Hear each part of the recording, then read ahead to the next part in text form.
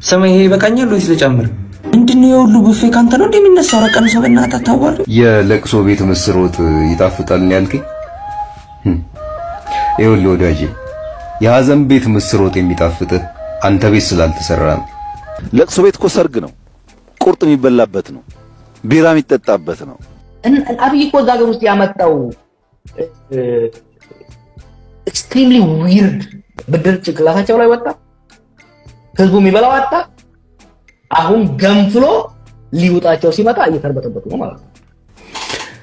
ሰላም በመላው ዓለም የምትገኙ ውድ የዩቲዩብ ቤተሰቦቼ ሰላማችሁ ብዝት ይበል እያልኩኝ እንግዲህ ትኩስ ነገር ከዚህም ከዛም ለእናንተ ይመቻል ብዬ ያሰብኳትን ነገር ይዤላችሁ መጥቻለሁ ማለት ነው።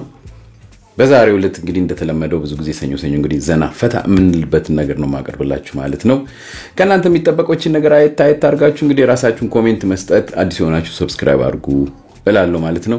ቀጥታ ወደ ፕሮግራሙ ገባላችኋለሁ። እንደመጀመሪያው እንደመግቢያው እንደተመለከታችሁት እንግዲህ ዛሬ ትንሽ ሳቅም በዚህ በለቅሶ ቤት ነገር እንግዲህ ጠቅላይ ሚኒስቴሩ ወደ ልማቱን እንግዲህ ከከተማ ወደ ገጠር እያስገቡት ነው ማለት ነው። በዚህ እንግዲህ ያው ብዙ ነገሮች እየተባሉ ቢሆንም ለጊዜው ግን እኛ እስቲ በለቅሶ ቤት ምን እየተካሄደ ነው እንግዲህ ይሄንን ነገር አስቀርተን እንግዲህ ለገጠር ላሉ ዘመዶቻችን እንድናካፍልና ቀድመው ከመሞታቸው በፊት እንግዲህ በተቻለ መጠን በህመማቸው ከምድረስ ይልቁኑ ሰርቶ የተሻለ ህይወትን እንዲኖሩ ማድረግ የተሻለ ጥሩ ዘዴ ነው የሚል ነገር ነው እንግዲህ ያነሱት። በዚህ ምክንያት እንግዲህ አትሊስት አንዳንድ ነገሮችን ለማሳየት ሞክራለሁ ማለት ነው። አጠር መጠን ያለች ነች። መልካም ጊዜ ይሁንላችሁ። ወደ ፕሮግራሙ አባይ ማዶ ፊላው ስር ያለው በሬናና ገበሬ ሆበሬኒ ያለ በውርጭ በሐሩር ወገኑን መጋቢ ባመረሰው ዘር ጠንክሮ በመስራት ለሀገር ብልጽግና ገበሬን የሚበልጥ ከቶ ማን አለና? አረየው ድማሙ አረየው ድማሙ አረየው ድማሙ አረየው ድማሙ መሬቱን አብቦን ለምልሞ ምናየው የገበሬ ድካም የሥራ ውጤት ነው። የገበሬ ድካም የሥራ ውጤት ነው። አባይ ማዶ ፊላው ስር ያለው በሬናና ገበሬ ወይኔ ጋሽዬ የኔ ደርባባ ጋሽዬ ያንቦርቶኔ ታረጉት ጋሽዬ ያንቦርቶኔ ታረጉት። እንደው ሳጥኑ ቻለ ወይ ሳጥኑ? አሃ አታለቅሱም እቴ ተከራይ አንተን እንኳን እንዴት እንደማስለቅስህ አውቃለሁ። ከሚቀጥለው ወር ጀምሮ የቤት ላይ 2000 ብር ጨምሮ አረጋጂ ሲሞቱ እንኳን አርፋ አይሞቱም እንዴ? በመታከክ የሚኖር ቤተሰብ ሰውዬ ሲሞቱ አርፋ አይሞቱም እንዴ? ዝም በሉ በኪራይ ተጨመረ እኮ ተንቀሳቀሱ። ብዙ ወጪ የሚያስወጣ ድግስ ምን ታውቃለህ? ለቅሶ እንዲያላየች ከተሪንግ እኮ ነው ለቅሶ ባሁኑ ሰዓት እንዴ? እውነቱን እኮ ነው እንዴ? ለቅሶ እቺና ቡትስ ተደርጎ ታኮ ተደርጎ ቀይ ከም ጥቁር ከም ምናምን ተብሎ እኮ ነው የሞተ ተጎዳ የተባለው ተረት እኮ ተደረሰ እኮ።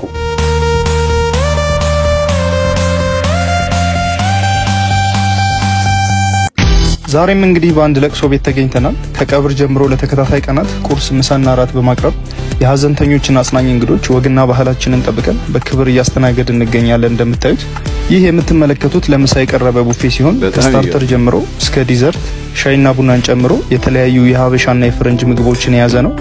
ሁሌም በደስታ ያገናኘን። ነገር ግን ሰው ሆኖ ሐዘን አለና ሐዘን ቢገጥመው በቤትዎ ተገኝተን ከጎንዎ በመሆን ወግና ባህሉን ጠብቀን አጽናኝ እንግዶቹን በክብር አስተናግደን እንሸኛለን። እንግዲህ የኛ ነገር በጣም የሚያስገርም ነው። በጣም ብዙ ጊዜ እንግዲህ ይሄ ነገር የተለመደ ነው፣ ሁላችንም እናውቀዋለን ማለት ነው። በተለያዩ ቦታዎች ላይ እንደነዚህ አይነት ነገሮች በጣም ተለምደዋል። ዛሬ እንደውም በፉክክር ደረጃ እንግዲህ ደርሷል ማለት ነው።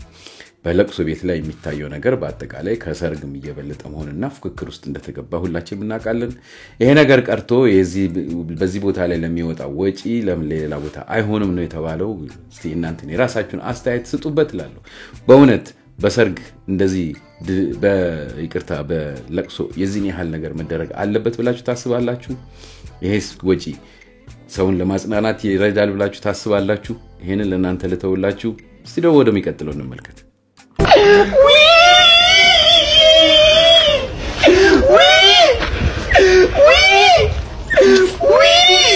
जाने मोटे አስተናጋጅ ከንቱ እንዲደረካ እንዲደለ ምን ልታዘዝ እንደለ አንተ የጾምና የፍስክ ሳይነካከት ነበር እኮ የሚያመጣ ሆቴል መስራት እንዳማረው ሞተ።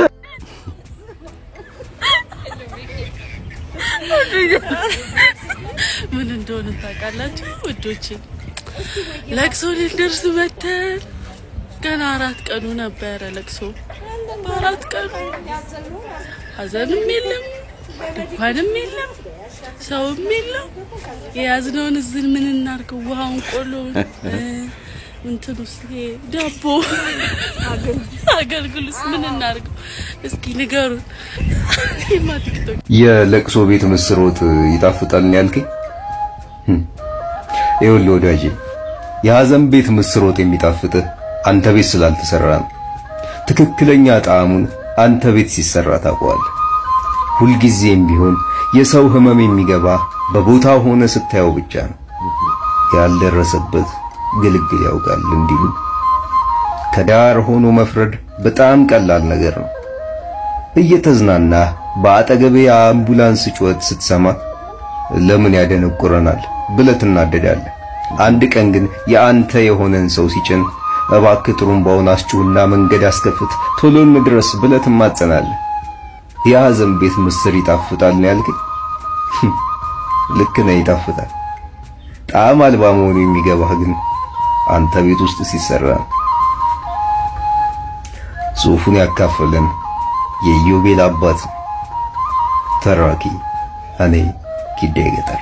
ሰማይ ይሄ በቃኛል ወይስ ልጨምር? ምንድነው የሁሉ ቡፌ ካንተ ነው እንደሚነሳው? ረቀም ሰው በእናትህ አታዋሉ። ማዘርዬ ከምስር አድርጉልኝ። ምስር የለም ልጆቼ፣ ሽሮ ብቻ ነው ያለው። ምን ማለት ነው ማዘር? እና ለሽሮ ነው እዚህ ድረስ የመጣ ነው? እኔስ እንኳን ሞተ በእናትህ። ኧረ እንኳን ሞተ። ምን አላችሁኝ? አይ እዚህ አካባቢ ሌላ የሞተ ሰው የሚያውቁት የለም ማዘር። እናንተ ባለጌዎች ማየትሽ። እስቲ አንድ ነገር ልብ ብላችሁ ተመልክታችኋል?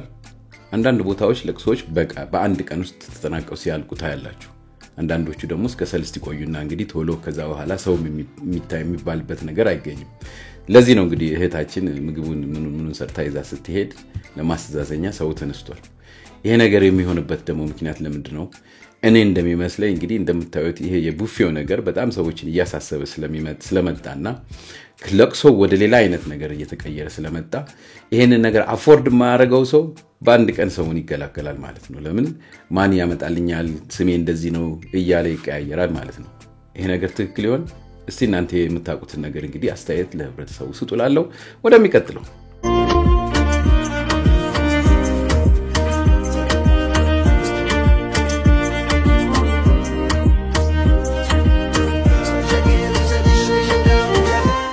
ዛሬ አብረን ለቅሶ ቤት እንሄዳለን። ጆሮዬ ነው ሰው ዛሬ ጌት ሪዲዩስ የምንሰራው ለቅሶ ቤት ለመሄድ ነው ማለት ነው።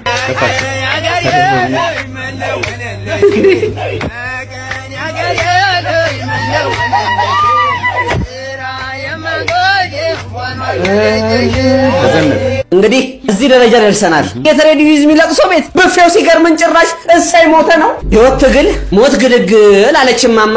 የራሷ ጉዳይ። እኛ ሁሉን ትሲፈ እያስካሉ ኖስቴት እያጋል ለቅሶ ደርሰን እንምጣ።